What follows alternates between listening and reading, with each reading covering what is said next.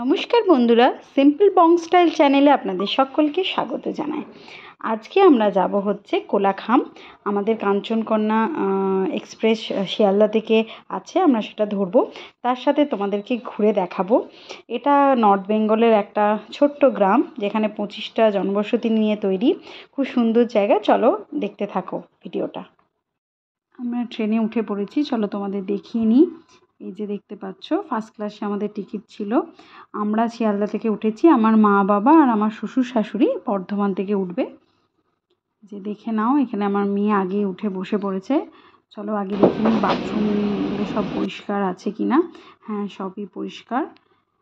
যে দেখছো, মেয়ের ভীষণ খুশি, ঘুরতে যাবে। অনেক দিন পড়াশোনা হয়েছে, এবারে ও একটু মজা করে নিচ্ছে, কারণ ছুটি পাবে, ঠাকুমা দাদু দিদা দাদুর সাথে সময় কাটাতে পারবে। এই যে দেখো, আমার শ্বশুর শাশুড়ি মা বাবা সবাই চলে এসেছে। এটা হচ্ছে সকালবেলা, আমাদের 9:30টার সময় নামবো। পথে যেতে যেতে অনেক দেখছো কত সুন্দর চা বাগান আমরা দেখতে পাচ্ছি। ভীষণ ভালো লাগছে, সকালটা এত ভালো লাগছে। আমরা তো শহরাঞ্চলে থাকি, তাই এগুলো দেখলে আর চোখ ফেরাতে পারি না। বিঘার পর বিঘা জমি ধরে শুধুই চা বাগান আছে।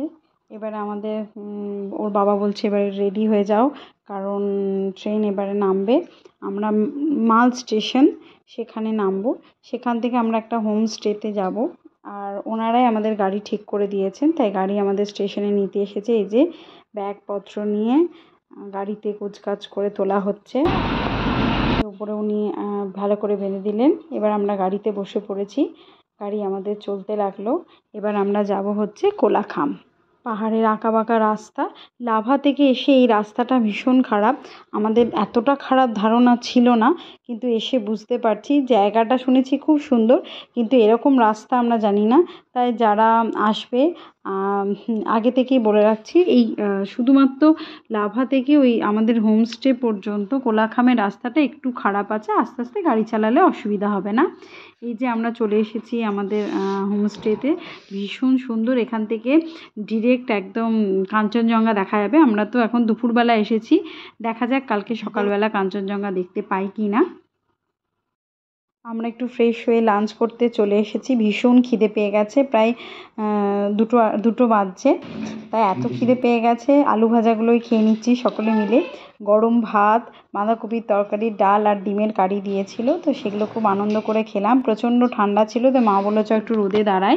এই যে আমরা রোদে দাঁড়িয়েছি। তারপর ওরা একটু রেস্ট করলো, দিয়ে আমি, মুক্তিকা আর ওর বাবা একটু বেরালাম।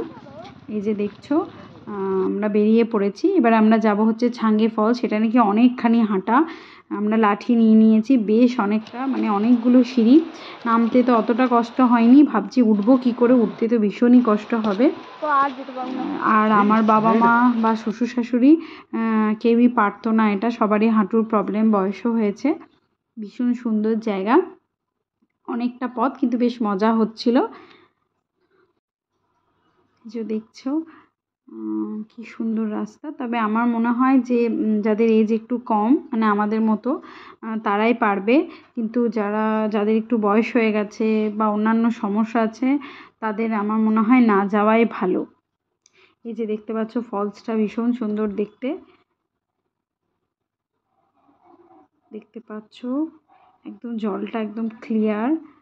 অনেকে নিচে গেছে, আমি অতটা নিচে যাইনি, তবে অভিজিৎ গেছিল নিচে। আমি যতটা পেরেছি গেছি, ভীষণ হাঁপিয়ে গেছিলাম। একে তো লাঞ্চ করে এসেছি, আজকে আসার প্ল্যানও ছিল না, কিন্তু যাই হোক চলে আসা হলো। হাঁটতে হাঁটতে এই জায়গাটা হাঁপিয়ে একটু বসে আছি, একটু রেস্ট নিচ্ছি।